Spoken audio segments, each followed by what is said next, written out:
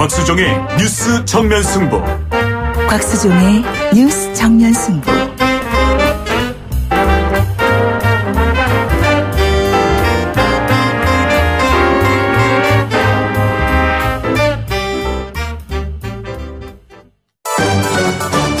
김작이 묻고 곽박이 경제로 답한다.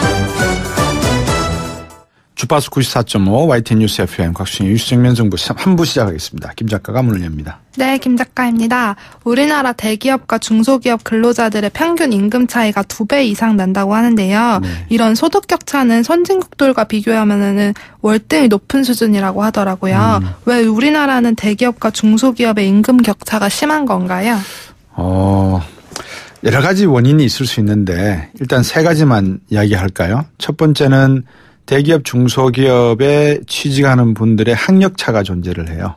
그러니까 이제 같은 제조업자라 하더라도 지방이냐 서울이냐 이것도 갈라지고, 그다음에 두 번째는 대기업과 중소기업 중에서 중소기업은 내수 중심이고 대기업은 수출 중심이에요. 그러니까 수출을 많이 하는 대기업이 당연히 돈을 더 많이 벌겠죠. 중소기업으로부터 이제 하청을 주거나 하기 때문에 중소기업이 가져가는 이윤의 지분은 상당히 좀 제한적이겠죠. 그러다 보니까 이제 대기업 직원들의 급여가 많은 건 당연하겠죠. 세 번째는 아마 대기업 직원들에 대한 어떤 방어적 측면도 있는데 뭐냐면 일이 좀 많지 않겠어요? 중소기업에 계시는 분들은 일이 좀 작을 수가 있겠죠. 로드가. 그리고 이제 굳이 대기업과 중소기업에 이렇게 임금 격차가 발생할 필요는 저는 없다고 봐요. 근데 OECD 기준으로 봤을 때도 방금 우리가 2배 이상 차이가 난다고 했는데 한 그 정도 차이가 나는 걸로 나오고 있거든요. 그래서 제가 옛날에 그 학력 차에 따라서 얼마를 나는가 볼 때 대졸자와 고졸자가 한 70% 정도 돼요. 그러니까 고졸자분들이 대졸자 급여의 한 70% 정도. 그러니까 대부분 중소기업에 계시는 분들 임금 격차하고 비슷하다 이렇게 보시면 되고요. 그 안에서 여성 근로자와 또 남성 근로자 간의 임금 격차가 한 80% 차이가 나요. 그러니까 고졸자 안에서 80%, 대졸자 안에서 또 한 80%. 그렇게 나기 때문에 우리나라의 근로자들의 평균 임금 격차가 기업의 종류에 따라서도 나고 그 안에 성별로도 나고 학력별로도 나고 지역별로도 난다 이렇게 보시면 될 것 같고, 이거는 선진국에서도 일단 존재하는 형태의 어떤 임금 격차이기 때문에 이걸 어떻게 사회 안전망으로 보완을 해줄 것인가, 즉 연금 문제라든지 인간의 기본 행복권 또 생활권 어떻게 보장할 것인지에 대한 문제는 아마 정부가 고민을 좀 해야 될 것 같습니다. 그래서 기꺼이 이 중산층 이상 되는 분들이 고위소득자들이 많은 세금을 낼 의사가 있으면 이 부분은 어느 정도 해결될 수 있는데 쉽지는 않은 문제 같아요. 지금 여러분께서는 경제학자 곽수종 교수가 진행하는 YTN 뉴스 FM 곽수종의 뉴스 정면 승부를 듣고 계십니다.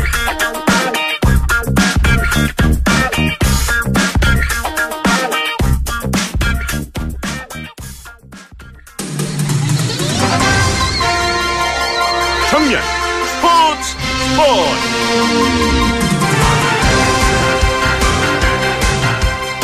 중앙일보 김원 기자와 함께 오늘 스포츠 소식 정리해드리겠습니다. 안녕하세요. 네, 안녕하십니까. 예. 프로야구 롯데 강민호 선수가 삼성으로 이적한다면서요? 네, 올 시즌을 끝으로 자유계약 선수, FA 자격을 얻은 강민호 선수가 결국 롯데를 떠났습니다. 강민호 선수는 어제 삼성과 4년간 80억 원을 받는 조건으로 FA 계약을 체결했는데요. 네. 강민호 선수는 지난 2013년에 이어 이번에 두 번째 얻은 FA였는데요. 2013년에는 롯데와 4년 75억 계약을 맺었고, 네. 이제 4년이 지났고요. 새롭게 이제 FA 자격을 또 얻어 삼성 2013년보다 5억 원을 더 받는 계약을 삼성과 체결했습니다. 예. 롯데 팬들 반응은 어떻습니까? 네, 롯데 팬들 어제 충격을 많이 받으셨는데요. 네. 어제 야구 관련 온라인 커뮤니티와 게시판이 그야말로 난리가 났습니다. 사실 이 강민호 선수가 롯데를 떠날 것이라고 예상한 사람은 거의 없었거든요. 그렇군요. 2004년 롯데에 입단해서 14년간 롯데에서만 뛰었는데요. 네. 강민호 선수 이제 응원가가 롯데 강민호 이렇게 시작을 하는데요. 예. 10년 넘게 롯데를 상징해온 대표 선수, 프랜차이즈 스타가 갑자기 떠나버려서 예. 많은 팬들이 허탈함을 감추지 못했습니다. 강민호 선수가 왜 옮겼을까요? 근데 프리에이전트긴 하지만. 일단 강민호 선수는 삼성과의 계약 체결 소식이 전해진 이후에 예. 공식적으로 롯데 팬들에게 사과 메시지를 전달했는데요. 네. 강민호 선수는 이제 모든 이야기를 다 할 수는 없지만 삼성의 진정성에 마음이 움직였다고 표현했습니다. 네. 롯데가 같은 금액을 제시하고는 하지만 협상 과정에서 좀 서운함이 있었다는 건데요. 네. 롯데와는 달리 삼성이 강민호 선수가 꼭 필요한 선수라는 어필을 확실하게 한 것 같습니다. 그렇군요. 삼성은 전통의 야구 명가지만 지난 2년 연속 리그 9위를 차지했는데요. 네. 지난해 차우찬, 최영호 등 주축 선수들이 다른 팀과 FA 계약을 맺고 빠졌고요. 네. 올해는 이승엽 선수마저 은퇴했거든요. 팀을 재건하는 데 있어 이 중심을 잡아줄 선수로 강민호 선수를 택했다 이렇게 볼 수 있고요. 예. 강민호 선수는 아시다시피 리더십, 스타성, 실력을 두루 갖춘 그 선수거든요. 예. 삼성이 또 그 포수 포지션이 취약했는데요. 네. 삼성이 꼭 필요한 선수를 잘 잡았다고 평가할 수 있겠습니다. 지금 이제 한국 시리즈가 끝나고 난 다음에 결국은 삼성도 새로운 전열을 가나듬어야 될 것 같고 결국 선수들을 이제 드래프트에서 뽑아 올리지 않습니까? 여러 가지 드래프트 소식이 있는 것 같아요. 그죠? 네, 오늘은 2차 드래프트가 열렸는데요. 네. 이 프로야구에서 이 기량은 충분하지만 팀 사정상 기회를 받지 못해서 꽃을 피우지 못한 선수들이 생각보다 꽤 많거든요. 네. 그런 선수들을 위해서 2년마다 한 번씩 새로운 기회를 주는 그런 제도가 2차 드래프트입니다. 네. 각 팀마다 40명의 보호 선수를 묻고 40명 밖에 있는 선수들을 팀별로 돌아가며 지명하는 방식인데요. 예. 오늘 열린 2차 드래프트에서는 26명의 선수들이 팀을 옮겼고요. 네. 이순철 SBS 스포츠 해설위원의 아들 이성곤 선수가 두산에서 삼성으로 이동하는 등 예. 그런 선수들의 이동이 오늘 좀 있었습니다. 예. 손흥민 선수가 요즘 골 감각이 좋아진 모양이에요? 네, 손흥민 선수는 오늘 새벽 독일에서 열린 보루시아 도르트문트와의 경기에서 네. 1대1로 맞선 후반 31분 강력한 오른발 가마차기 슈팅으로 골을 기록했는데요. 예. 손흥민 선수의 골은 이날 경기의 결승골이 됐고요. 토트넘은 도르트문트를 2대1로 물리치면서 챔피언스 리그 예선 H조 1위를 확정했습니다. 네. 굉장히 중요한 경기에서 터진 골인데요. 손흥민 선수는 유럽 무대 데뷔 이후에 도르트문트의 특히 강한 모습을 보이고 있는데요. 도르트문트전에서 벌써 8골째 골입니다. 네. 그중에 4골이 결승골인데요. 얼마나 강한지 기록으로 증명되고 있습니다. 예. 팬들은 손흥민 선수에게 양봉업자라는 별명을 붙여줬는데요. 네, 도르트문트 유니폼 상의가 노란색이고 하의는 검은색이거든요. 네네. 그 양말은 또 노란색입니다. 예. 마치 꿀벌의 배 부위와 비슷한데요. 벌처럼 생긴 유니폼을 입은 도르트문트를 잡는다고 해서 예. 손흥민 선수를 양봉업자 이렇게 부르고 있는 것입니다. 예. 도르트문트에는 일본인 공격수 가가와 신지가 뛰고 있는데요. 네. 유럽 무대에서 펼쳐진 한일전에서 승리해서 의미가 더했습니다. 네. 오늘 말씀 여기까지 듣겠습니다. 소식 고맙습니다. 네, 감사합니다. 네, 지금까지 중앙일보 김원 기자였습니다. 곽수종의 뉴스 정면 승부. 방송 들으시고 의견 있으신 분들은 지금 바로 샵 0945, 샵 0945. 짧은 문자 50원, 긴 문자 100원이 부과되는 휴대전화 문자 메시지를 보내주세요. 오늘 들으신 방송은 YTN 라디오 홈페이지와 곽수종의 뉴스 정면 승부 팟캐스트를 통해 다시 확인할 수 있습니다.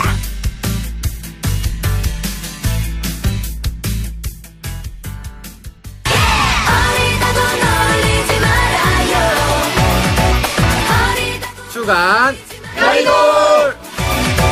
어리다고 놀리지 말아요.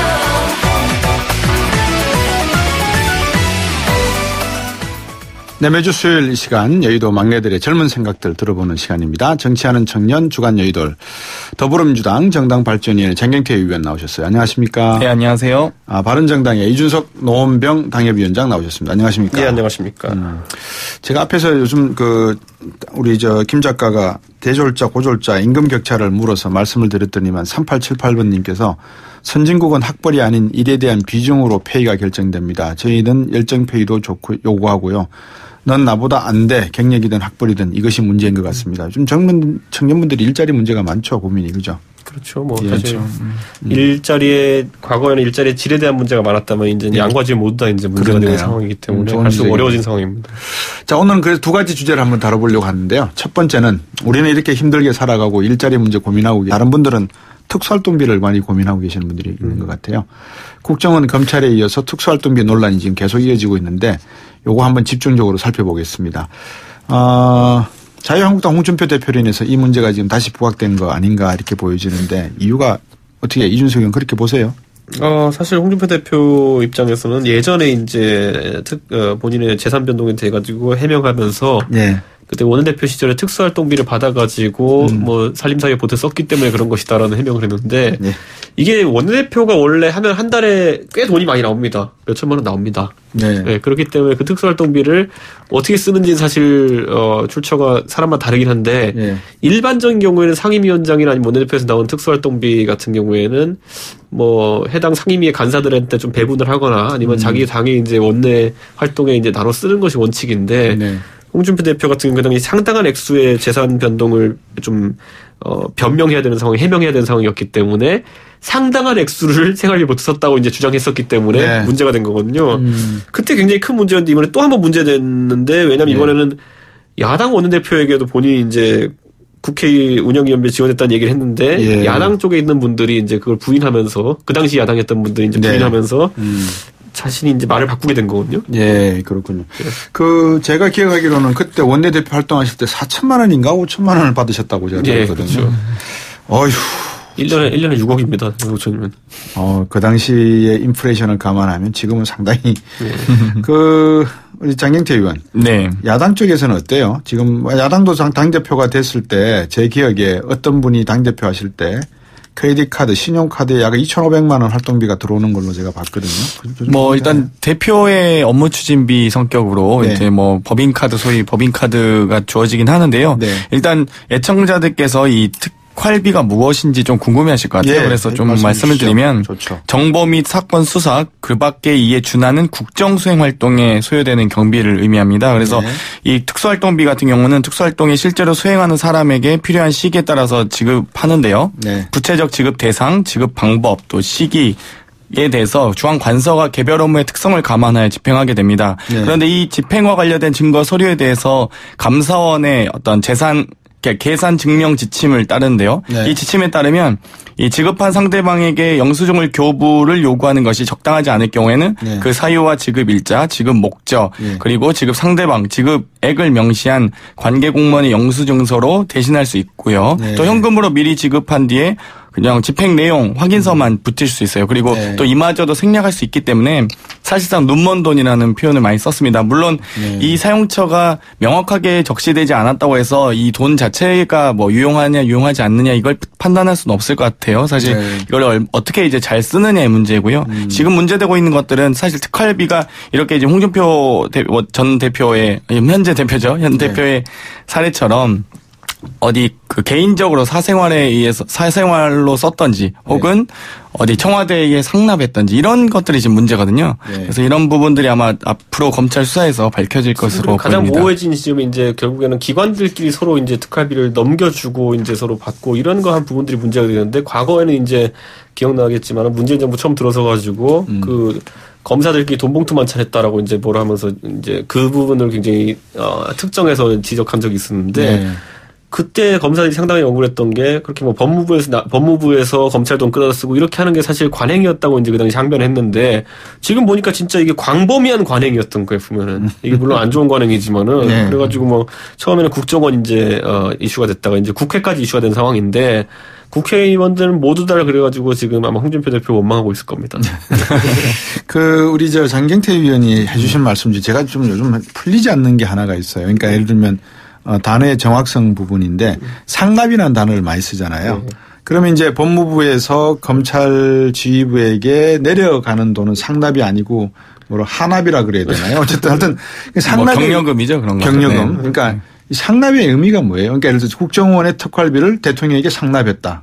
아니면은 관행에 따라서 그냥 전달했단가. 상납했다의 차이는 뭡니까? 제가 봤을 때 상납이라고 하려면요. 예. 이게 뭐 뇌물같이 대가성이 좀 있어야 된다 보고요. 예. 그게 지금 이루어졌다고 사람들이 보는 것이 국정원에서 특활비를 최경환 의원에게 그 당시 기재부 장관이니까 예. 뭐 조직체는 다르지만은 편의를 봐달라는 취지로 상납했다라는 표현을 거기 쓰는 것 같고요. 예, 예. 그다음에 그러니까. 전달이라는 건 아까 말했던 것처럼 예. 원래 법무부에 내려오는 돈이 법무부 돈이랑 검찰 돈이랑 같이 있는데 그중에서 법무부에서 일정 부분을 제하고 네. 검찰에 전달했다. 이런 거는 또 다른 과정을 볼 수 있을 것이고요. 네. 그런데 뭐 국회에서도 보면은 아까 얘기했듯이 원내대표라든지 몇 명 특정인이 받지만은 여기저기 나눠주는 형태로 애초에 그렇게 성격이 규정된 돈들 같은 경우에는 네. 전달이라는 표현이 맞을 것 같고 예. 대가성이 좀 있을 수 있는 부분에 대해서는 예. 상납이라 하는 것이 옳을 것 같습니다. 그러니까 이제 지금 대가성이 있다는, 그러니까 추정은 가지만 제가 뭐 변호할 그런 생각은 전혀 없고요. 그러니까는 뭐든지 명확하게 할 필요가 있는 부분에서 아직 피의자 신분이니까 뇌물죄가 아직 성립되지 않은 상태에서는 상납이라는 단어를 언론에서 막 뿌리고 있는 것이 제가 좀 귀에 거슬려서 그래요. 그렇죠. 너무 자주 이야기해서. 네, 사실 이제 이런 부분은 저는 이제 좀 상납에 대한 정의를 다르게 생각하는데요. 그래요? 위계나 권력 구조에 의해서 전달되었던지 혹은 인사상 혹은 공무상 그렇군요. 이익에 의해서 전달되었다면 네. 상납이라는 표현을 쓸 수 있을 것 같은데요. 그래요? 분명히 권력 관계에 있고 서열 관계에서 상서열에 있는 자에게 전달했기 때문에 네. 이것은 누가 봐도 전달이라기보다는 상납이라고 봐야죠. 선물은 아니잖아요. 그렇죠. 네. 선물은 분명히 아닌데, 네. 그러니까 상납이라고 법적으로 최종 정의가 내려지기 전까지 우리가 상납 그러기에는 그러니까 그렇지 뇌물죄가 않나 싶어요. 성립하느냐의 여부와 그러니까. 상관없이 상납은 저는 성립한다고 봅니다. 그렇게 네. 보고 권력 관계가 결정을 있기 하고. 때문에 분명히. 알겠습니다. 자, 우리 장경태 의원은 충분히 그런 심증이 있기 때문에 불러다 된다라고 말씀하시고 우리 또 이준석 의원은 그런 부분에서는 조금 주의가 필요하다 견해가 있는 것 같고 뭐 중요한 내용은 아닙니다. 자, 시민단체 홍준표 대표 횡령 혐의로 고발하겠다 이렇게 지금 이야기가 나오고 있는데 지금 특수활동비 수술에 대해서는 전혀 여야에서 말이 안 나오고 있어요. 오히려 국회 보좌진 수 한 명 더 늘리는 데는 찬성한 것 같아요. 어떻게 된 거예요? 이제 특수활동비 관련해 가지고는 사실 이렇게 표현하기 좀 그렇지만은 아까 말했듯이 홍준표 대표 다들 원망할 것인 게 정치를 하다 보면 돈이 항상 부족한데 돈줄 하나를 막아버리는 역할이 되어버리니까 뭐 실무적으로 굉장히 답답할 겁니다. 그런데 이제 국민들의 여론 자체가 특활비 줄여라라고 그렇죠. 나오는 것이기 때문에 정치권이 최대한 못 들은 척 넘어가는 전략을 지금 실시하고 있는 것이고요. 지금 그리고 국회에서 이제 직원 한 명을 이제 보좌진 한 명을 추가할 수 있게 하는 것은 인턴을 전환하는 것이거든요. 8급으로. 그런 문제이기 때문에 괴가 약간 다르다 보고 저는 오히려 지금 인턴이라는 국회에 2명 들 수 있는 그 국정감사 인턴이라는 자리가 사실 직업 안정성이 굉장히 취약합니다. 지금 보면은. 왜냐하면 11개월까지만 고용할 수 있는 형태 등이라고 이런 제약도 있고 무엇보다도 그 자리에 과거에는 진짜 인턴 역할로 갔던 분들이 많지만은 지금은 진짜 박사 따고 가는 분들도 있어요. 자리가 없어가지고. 근데 그러다 보니까 아무래도 의정 활동을 좀 충실히 하기 위해 가지고 8급이라는 어떤 형태, 보장이 되는 형태로 이제 만드는 것도 좀 나쁘지 않다고 봅니다. 그러니까 사실 이제 이 관행처럼 이 특활비가 이제 사용되는 것들이 저는 이제 그 과거 보수 정권 9년간 그렇게 좀 이루어졌던 측면이 많다. 그래서 5월 25일 날도 문재인 대통령께서 대통령 특수활동비와 특정 업무 경비 127억 중에서 42%에 해당하는 53억 원을 청년 일자리 창출 등에 사용하라고 제시한 바가 있습니다. 그래서 지금 일국의 대통령이 치약과 칫솔 같은 개인 비품 구매비 전액을 사비로 처리하고 계시거든요. 근데 이제 이 측면과 이 국회의원의 특활비, 그러니까 사실 국회의원에게 특활비가 있지는 않고요. 상임위원장이나 이제 주요 보직에게 이제 특활비가 주어지는데 이 보직을 얼만큼 성실히 수행하는가 이 여부에 좀 더 접근을 해서 했으면 좋겠습니다. 그러니까 특활비 자체가 막 부정적이고 나쁘다 이렇게만 접근하면 솔직하게 얘기하면요. 이제 이번에 문재인 정부에서 예산안 올리면서 국정원의 특활비 300억 정도 늘린다고 이제 얘기했잖아요. 근데 이게 제가 봤을 때는 정권 잡기 전과 잡으면 생각이 달라지는 겁니다. 지금까지는 그 국정원의 그 돈이라는 것이 그냥 부정적인 시각으로 봤다 그러면은 이제 정부 운영하는 데 있어서 아니면 또 정보 활동을 하는 데 있어서 필요한 돈이라 또 인식하고 있는 거거든요. 저는 진정성을 보이려면은 지금 문제가 되었던 국정원 예산에 대해 가지고 일정 부분 삭감을 추진한다든지 이런 모습이 있어야 된다 저는 이렇게 봅니다. 뉴스 정면 승부 정치하는 청년 주간 여의도 지금 두 분과 함께 특수활동비 이야기하고 그다음에 국회 보좌진 늘리는 문제를 나누고 있습니다. 청취자 여러분들 생각도 궁금하거든요. 문자 많이 보내주셔서 두 분께 제가 전달할 수 있도록 도와주시면 고맙겠습니다. 왜냐하면 두 분이 결국은 정치를 하실 분들이거든요. 더불어민주당 정당발전위원 장경태 의원, 바른정당 이준석 노원병 당협위원장 두 분과 함께하고 있습니다. 잠시 후 이어가겠습니다.